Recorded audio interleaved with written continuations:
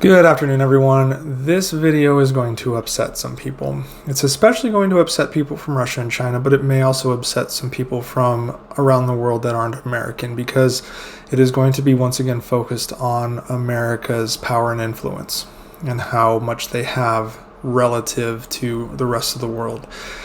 And it seems like what the world would have thought the great powers on earth that would normally challenge the US, such as China and Russia, are now realizing how little power they have relative to the US. Now, the US largely ignored most events over the last decade. We've been dealing with our own shit. And some of these ran counter to US interests, but Americans largely let it slide. This is things like Crimea and a lot of the IP theft and what China was doing with the Uyghurs, etc. But the compounding effect of all of those things and us going, hey, wait a minute, has now awakened the juggernaut that is the US's ability to influence the globe both positively and negatively. You see, the US holds the keys to the kingdom here on Earth, and they allow and want other countries to play along. We have more allies than any other nation on the planet. We have a lot of friends. We enjoy being friends with people and enjoy the stability that comes with that. We like to be a free and open society, and we like to work with other free and open societies such as Canada and European countries and Japan, etc. We are happy to be friends with them, and we thrive off that intermingling of ideas and the cultures and countries. We have been said to be the melting pot, obviously. That new blood and fresh ideas grows us and sustains us. Reagan spoke about it in that video I talked about how great immigration is in this country. Our power is derived from the collective of other countries, and I'm fully aware that we stand on the shoulders of giants when it comes to U.S. power, but we have iterated from those countries' successes and failures. There are countries that stand against us, yes, but it's rare. As I've said, the U.S. has more friends than any other country in the world. We can't be a shitty country and have the most friends. That's just the bottom line. There are countries that are our friends that often run counter to our wishes. Saudi Arabia, what they did with Russia is an affront to U.S. wishes, but it's relatively minor and will be rectified eventually. What I'm talking about are countries such as Russia and China. Russia, who thought they could bully our European allies, and now the Russian economy is half of what it was a year ago.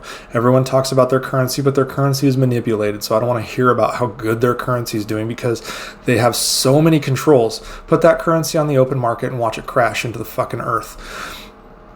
The Russians can't get parts from anyone, whether it's the US, European allies, or even China, because China is afraid to incur the wrath of the US, and rightfully so. I'll talk about that in a minute. Russians can't even leave their country at this point and go anywhere meaningful. That is power. Speaking on China, they thought they were very strong. They thought they could attempt to undermine the US, commit atrocities against the Uyghurs, steal US intellectual property from companies, including ones in my hometown, such as Micron. They hid the emergence of a new global pandemic. They threatened us and our allies in the open oceans. They manipulate their currency in an attempt to undermine the dollar, despite the dollar being an open market currency. And now it seems all of those chickens are coming home to roost. So focusing on the tech side, the US government and the Biden administration have implemented a series of export controls on the semiconductor industry, and these are causing major havoc in China's chip industry. The verbiage of the new rules focus on the term US persons, which specifically focus on Americans, obviously. The bottom line is that many people in China are having to choose between continuing to work in China and maintaining their US citizenship. Thousands of American engineers and executives in Chinese manufacturing industry have resigned, and because of this, it's paralyzed the chip industry in China overnight. This single round of sanctions was more powerful than 4 years of sanctions enacted by Trump. Under Trump sanctions, semiconductor suppliers could apply for licenses to continue to do business in China along the cutting edge of technology. Biden's sanctions eliminated that approval process, made it almost impossible for any cutting-edge tech to go to China, and made it more difficult for standard chip manufacturing to go to China. American suppliers of components and chip services are cut in half, at least, which is going to crater the entire Chinese chip industry. On top of that, it affects the tech itself, not just the people, but the tech. And because of that, Chinese companies are facing supply cutoffs because they can't get the advanced chips from countries like the US, the European Union, Japan, South Korea. So they're having to put a pause on operations until they figure out what to do. Chip companies such as Lam Research, AMAT, HLMC, Jiading, etc. have ceased operations. ASML, a $6 billion chip company in the Netherlands, not in China, in the Netherlands, stopped servicing China to avoid the ire of the US. Lam Research released the following statement. All Chinese advanced computing design companies that are covered by the sanctions, to include Taiwan semiconductor manufacturing, will no longer do any tape out for China. All autonomous driving chips will be sanctioned. All Chinese advanced computing chips and all their designs are also covered by these sanctions. So TSMC, which is a Taiwanese company, will no longer do any work for China. That is where China got a lot of its advanced computing, was from Taiwan, South Korea, Japan, etc. The starting point for these sanctions, the very beginning, go all the way up the food chain across the board and ensure the elimination of all American products and technologies from their entire ecosystem. Any company or individual who violates these sanctions can face arrest by the U.S. Department of Justice. This round of sanction basically means the annihilation for China's semiconductor industry. Any fully sanctioned Chinese company are 100% doomed. They won't be able to sell anywhere nor receive anything from any chip company outside of China. And so there's no possibility they will survive. American citizens are obviously going to move out, and unfortunately that means they will lose their jobs.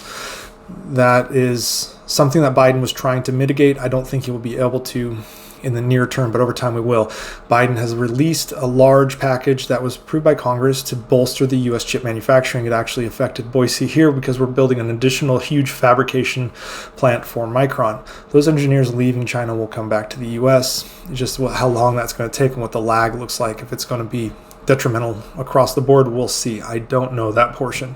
But even before these sanctions were implemented, a record number of Chinese entrepreneurs and engineers were fleeing China for the US and Europe, so it'll just become more common. Now, all is not lost for China. There is a space for companies like Lam Research, who just paused their chip making, for them to continue to fabricate semiconductors in the medium space. They won't be on the cutting edge, but they will be able to manufacture some decent chips. These are the types of chips that can operate in standard electronics, but they won't be this most advanced. What this does prevent is China from leading the way in the chip manufacturing realm, such as the US, Taiwan, Japan, South Korea, and Europe do. Now, weirdly, the Chinese Communist Party hasn't really said anything about this. They're really unsure how to report all these layoffs, not layoffs, but all these quits and all of these changes, largely because they don't know what to do and they don't know what the messaging will be. So we'll see what their reaction is. And in reality, some of these sanctions might be pulled back a little bit because they don't want to completely ruin the entirety of relations, but the U.S. is kind of tired of what China has done when it comes to intellectual property and its rhetoric on what it's going to do with its chips going forward. So that brings me to my last point here. Make no mistake, the center of power on this planet is in Washington, D.C. And I'm not saying this to be a jerk. It's just the reality that the world needs to be thankful that the United States and the Americans aren't like Rome, that we aren't like Mongolia, that we aren't like the Persians, and we aren't like the British Empire. We don't conquer by the barrel of a gun. We'll certainly fight, but we will not take other countries and pull in their resources as if they're own at the barrel of a gun. We don't need to. Our influence is stronger than that in other realms. What we're seeing now is countries like China and Russia starting to realize the find out portion of fuck around. And the US hasn't even fired a shot. Again, that is power.